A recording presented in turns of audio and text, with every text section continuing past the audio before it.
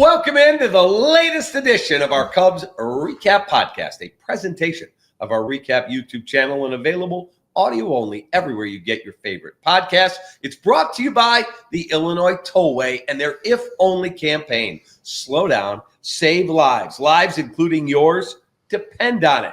With my partner and sparring partner, Gordon Wittenmeyer, I'm David Kaplan. We got a lot to get to. Let's get right into it. Gordon, the CBS Power Rankings dropped shortly before we became live here on the podcast today. And the Cubs are third in all of baseball. Third. They reference the loss of Justin Steele, but they talk about Tucker and the offense, and they like the bullpen more than others. And you have been the most pessimistic on this team. We might know by the Look, just because I'm not a fan, just because not being a fan, I'm not a world-leading fan like you. I've been fair. I've been very fair. No, you've been negative.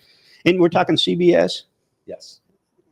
The CBS, the Final Four guys. Yes. Yeah, they're still drunk from the Final Four and hungover and the Masters. I will say this: enjoy your one shining moment, because with Justin Steele out, man, it is going to be a long, long uphill climb for that club. What is that, Cy Young? He's a very. I wish we had. He's your Cy Young. He's the closest thing you got to a Cy Young. Top 5 finisher a couple of years ago. Mm-hmm. He's the closest thing to an ace on that staff. He's very, very good. And you already didn't have the depth. That is a massive blow, my friend. And you, of all people, said it in the offseason, coming into this season, first week of the season, you said it. They needed to do more on the pitching side in the offseason than Matt Boyd starting rotation. And you were right. I agreed with you on all of that. And we're seeing exactly why.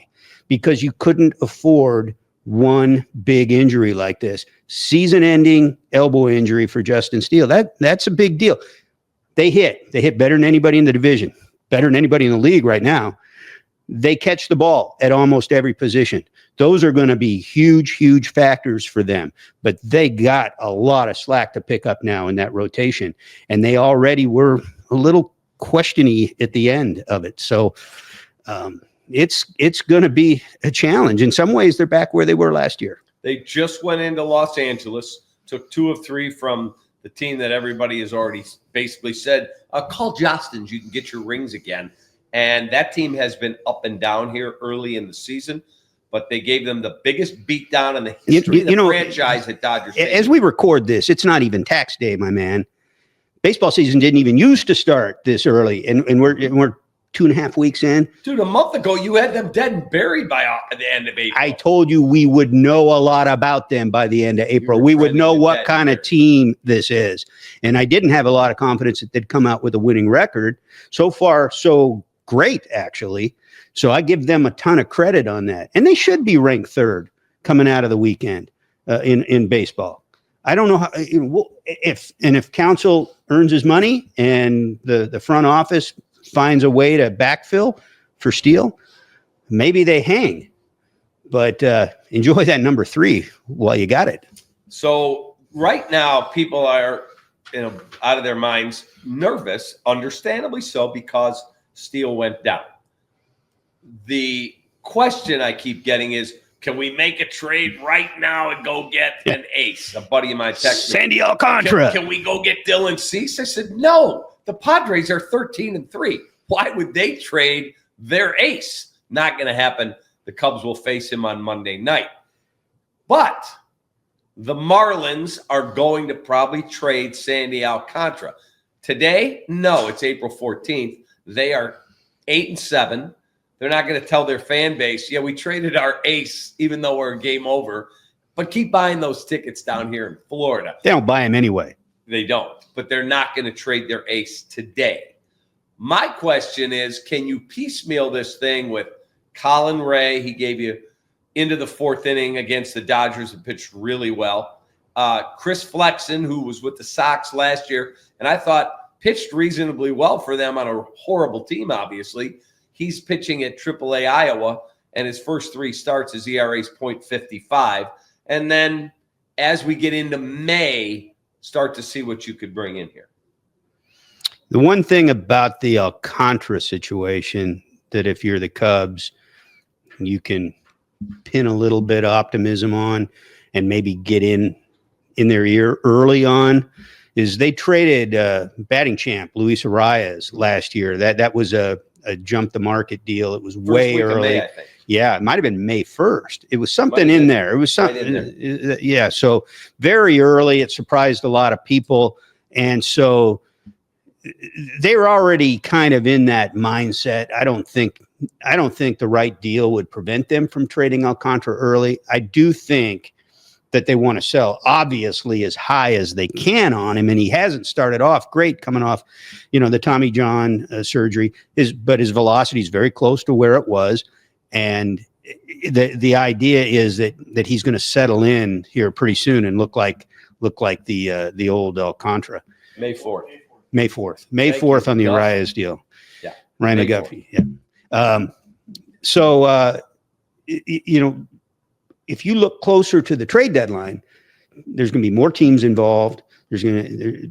Almost certainly you can leverage some better offers, and you take the chance. But in theory, he's pitching better by then, and he's got some innings behind him, and people can be more confident in what his health and performance is going to look like going forward.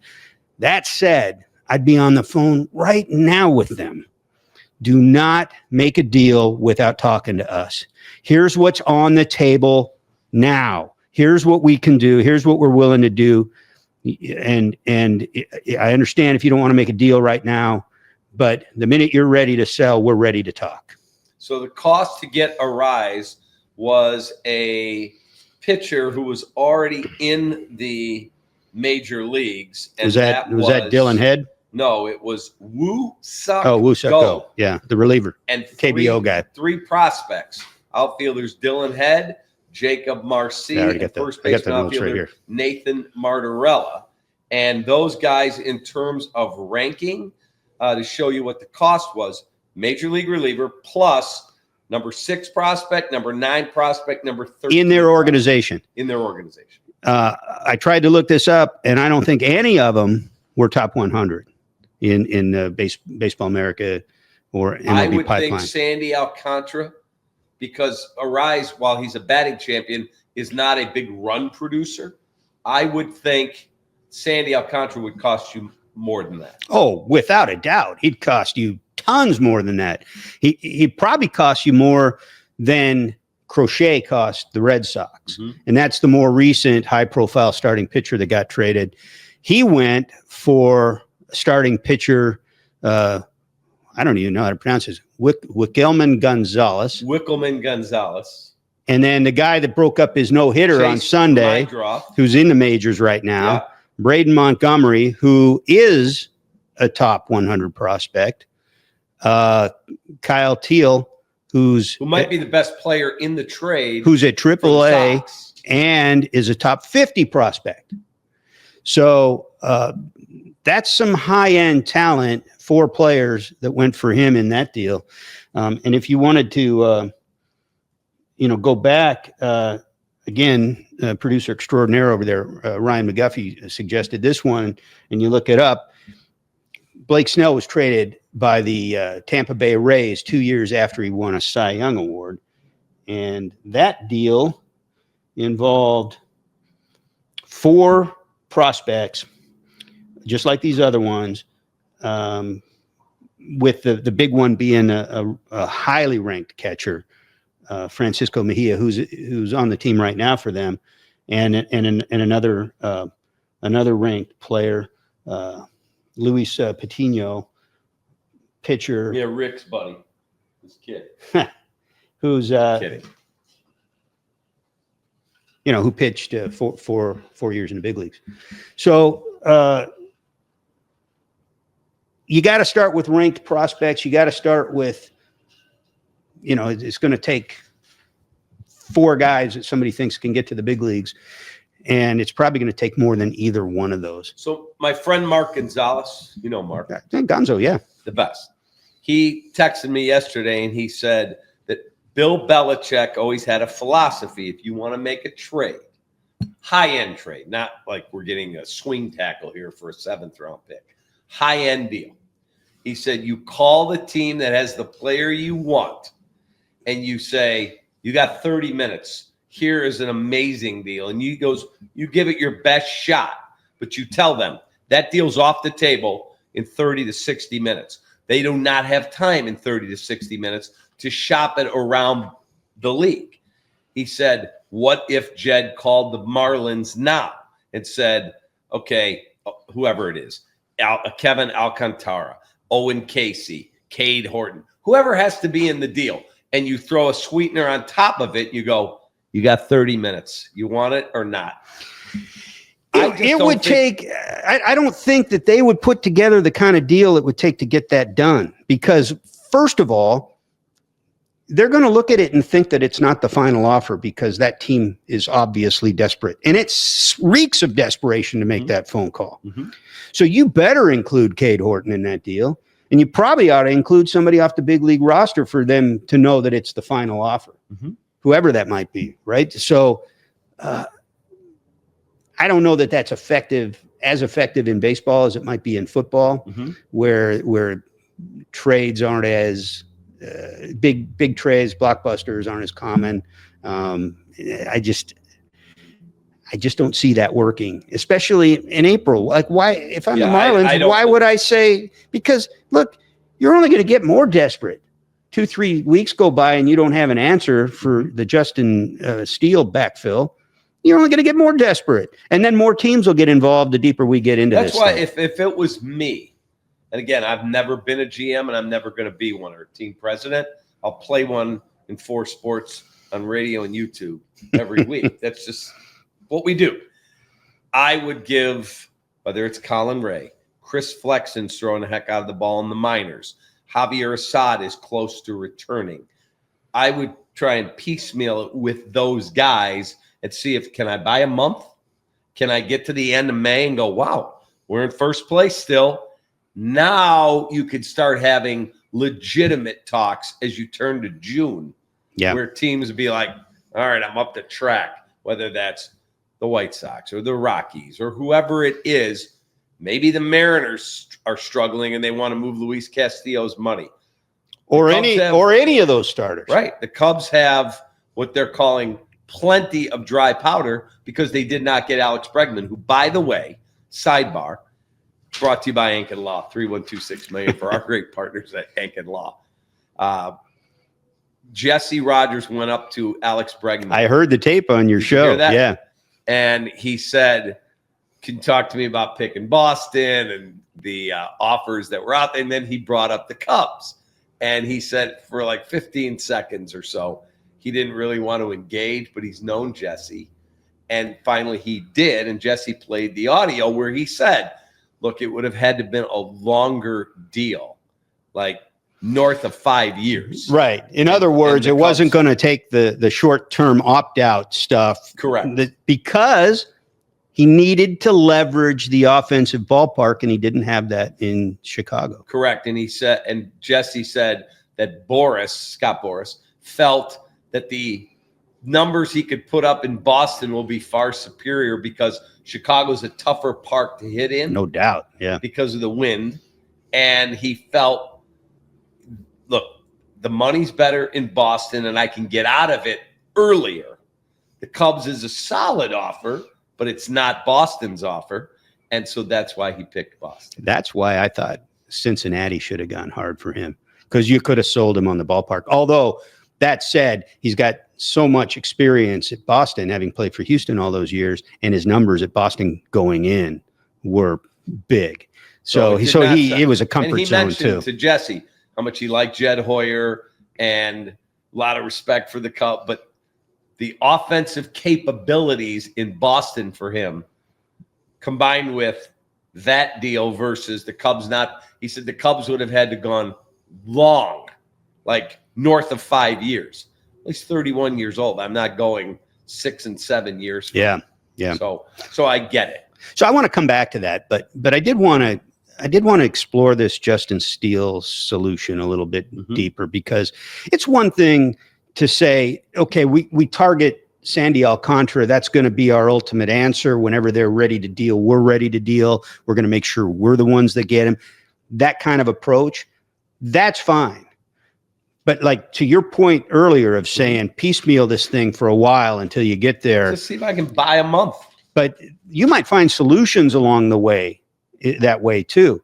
I mean, look at your boy Jose Quintana, who I know you love dearly, and wish he was still a Cub and everything. No, yeah, I know you do.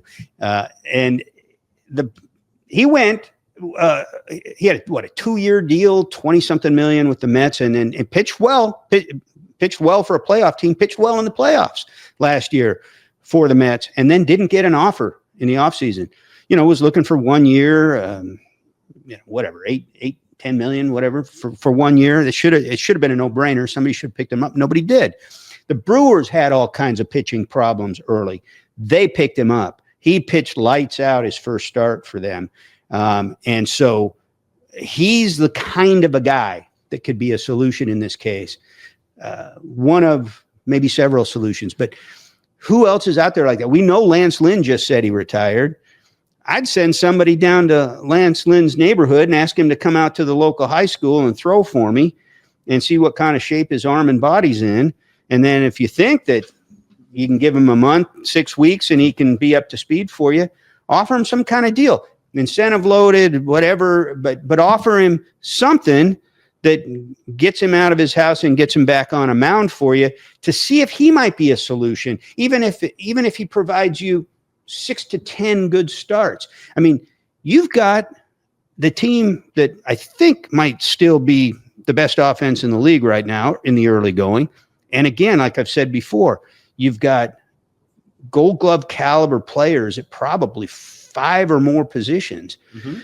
And so you've got the makings of a team that can be in most games if you can get any kind of pitching at all.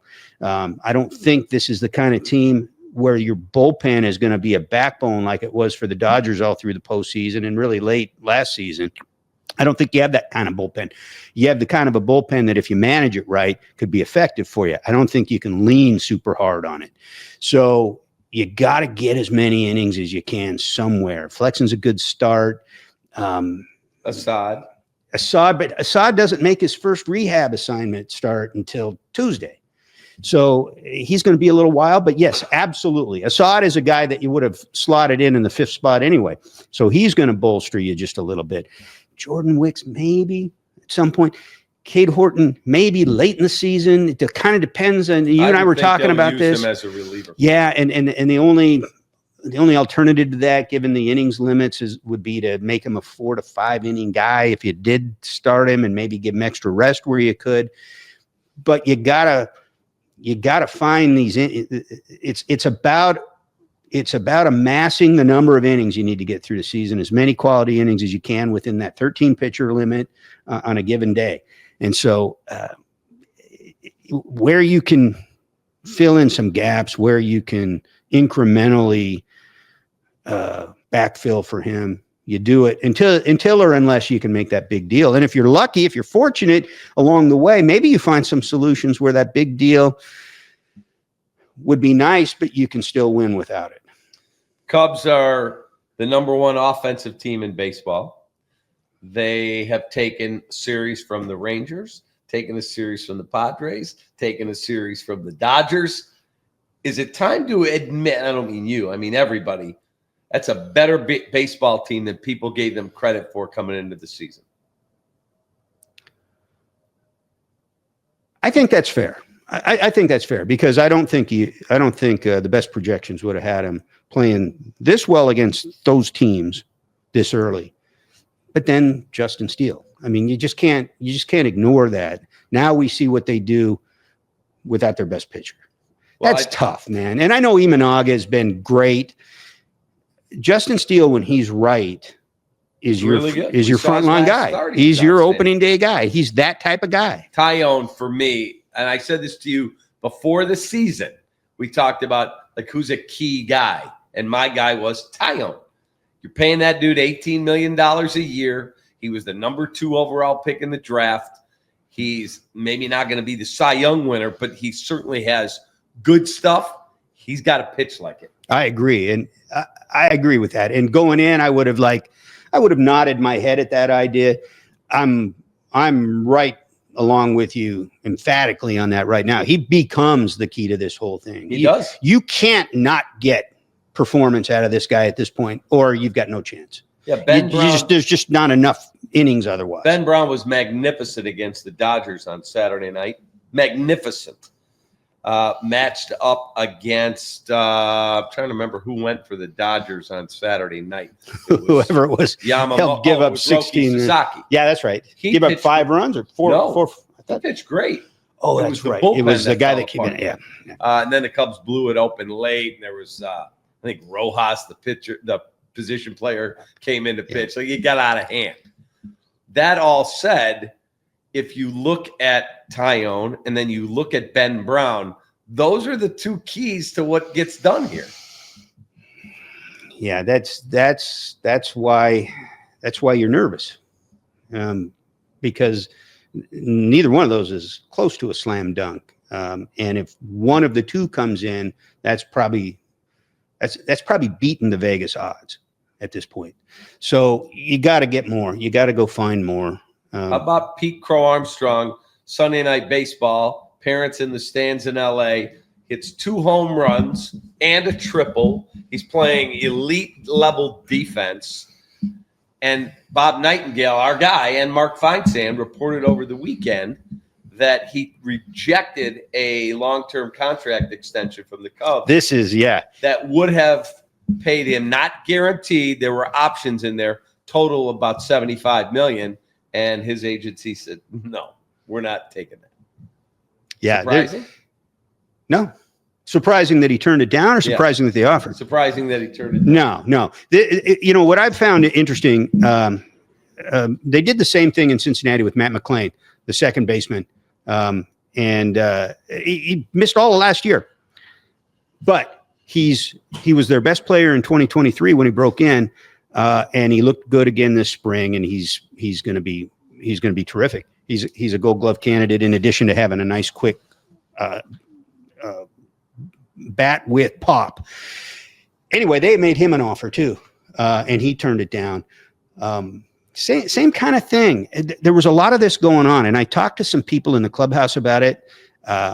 Some people involved with the union too. I think a lot of what's going on is some of the players, some of the young players that have accepted deals are doing it because there could be a shutdown and they won't get paid. And so I think you're seeing that, and I think you're seeing teams maybe trying to use that as a lever to get some of these young guys signed long term. Yeah. Hey, look, quick time out, folks, to talk about something very serious. We've all said it before. If only I had slowed down. The Illinois Tollway's new campaign is called If Only, and it's a powerful reminder that speeding doesn't just put you at risk, it affects everyone on the road. Every crash leaves someone wishing they'd done things differently. So take the extra time, slow down, save lives. Lives, including yours, depend on it. That is from the Illinois Tollway. I'm going to piggyback off that because I remember when I was 18, I got in my first accident. Uh-oh. And it wasn't a bad one. It wasn't a bad one. God. No, it was just a dumb one in a parking lot. It was a snowy day. And I remember being so careful driving 20 miles or whatever to get to this place. I was driving into a parking lot, and I slid down a little rise and hit the back of a truck, and it cost me money. It cost me time. It cost me other. And the thing that I realized, I walked away from that thinking, it's so funny how in a moment when you're stressed with the weather, you're stressed trying to get somewhere, one moment, if you just taken time to take a deep breath and go a different route, or just not, in my case, maybe drive that day. Instead, I spend the next many weeks like resolving this thing that happened in 1 second. And that's to their campaign. To your point on that, man. Yeah. It's their If Only campaign. It takes 1 second to alter to baseball. Months and years of life. So Jed Hoyer is with the team. Oh, wait, I got a question now. I got a question for you coming off this Pete Crow-Armstrong idea. So we've talked about Kyle Tucker extension here. And so whether you want to put it in the context of how important the season is, how much more critical some things got with Justin Steele being out, whatever context you want to put it in, is it more important for the Cubs to get PCA locked up long-term or Kyle Tucker locked up? Okay. And let me tell you this. You know why first of all, I'm hearing that there is real interest on the behalf of Tom Ricketts and the Cubs to get something done before the end of the season with Tucker. I think it's more crucial today than it was the day before the Justin Steele injury. Here's why. Because if I wait till the offseason, first of all, then the price just keeps going up as, the Rangers. He's a top free agent hitter out there if he waits. The Dodgers, they all start bidding. If I don't know for a fact I've got that dude locked up, I can't trade Kevin Alcantara and Owen Casey and whoever else they have in their system that they think is going to be a major league outfielder. Sure you can. I would have a little more sense of urgency again. Sure you can, because it means it probably in part means that things didn't happen the way you wanted during the season in a number of ways. So if I trade my top outfielders and I don't end up getting Tucker and I don't win the World Series, I'm like, wait, all those dudes are out of my organization? Yeah, but you still got PCA, and if he's already a defensively elite guy, we saw what he did against the Dodgers Sunday night. This guy is coming offensively, and you're right. Kyle Tucker's a more important signing than PCA because he's under club control for the next 5 years, I think, 2030 or something like that. So you still have him already in there. You got Shaw developing. You got other young guys. You got Bush. And so, look, if you don't win this year, it really doesn't matter. You can trade whoever the hell you want in the offseason, and you're going to need more pitching anyway. But I think it's important. It's important for Jed. It's important for Tom because you know what the Cubs are starting to look like? They're starting to look like the White Sox, who are in this sense, they are. You lost your mind. The Sox are embarrassing in the fact that they're the highest contract in team history is Benintendi, $75 million. The Cubs, when they had Theo back in the mid-teens, they spent some money on some players. And go back to Soriano before that. But 184 for Hayward is still the top that they've given. Second, 177. And he was number 4 of the big 4 shortstops that were on the market that year. So they didn't go all in like the $300 million for Turner, the $280 for Bogarts, those deals. So here you are coming in just behind everybody else in a day and age of tons of $300 million contracts, 2 $700 million contracts. We just saw a $500 million contract. You're the Chicago Cubs, and you've never given a $200 million contract. Now, who would you have given that to? I don't know. But here's the guy now. I mean, there were some free agents you could have given him to, and we've talked about some of those over the years. But here's the guy now that you can give a $400 million contract to, and it's not an overpay. No, I would think if you went to him 10 for 40, probably gets it done. So I think that when you're that team that's now starting to take, not just starting, for years has taken heat, and ownership's taken more heat than it ever has from more corners out there of Cub Nation for not spending, and holding back, cutting payroll from last year in what many of us consider a must-win season. Certainly Jed Hoyer considers it a must-win season. And I do think that ownership's feeling the heat now. And I hope that they're serious about that and that they go up for the sake of all these fans paying these ridiculous prices compared to everybody else in baseball for what they get on the field.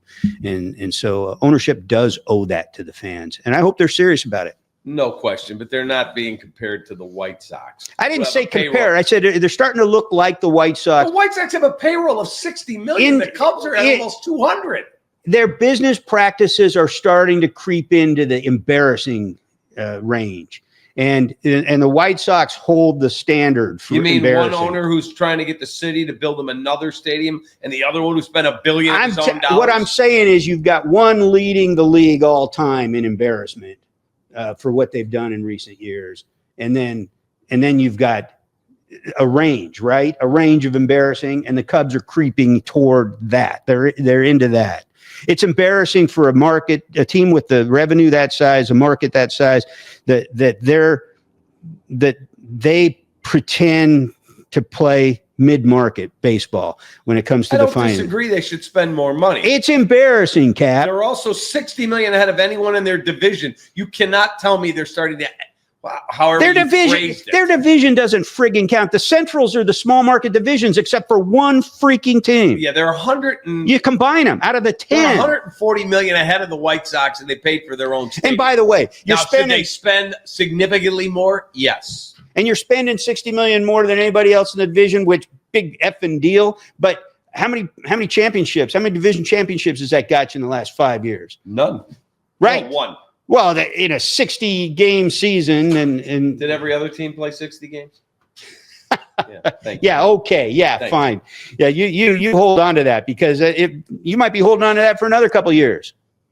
They're winning the division this year. Well, we'll see. All right, Gordon. Have a great rest of your day. All right. You too, Cap.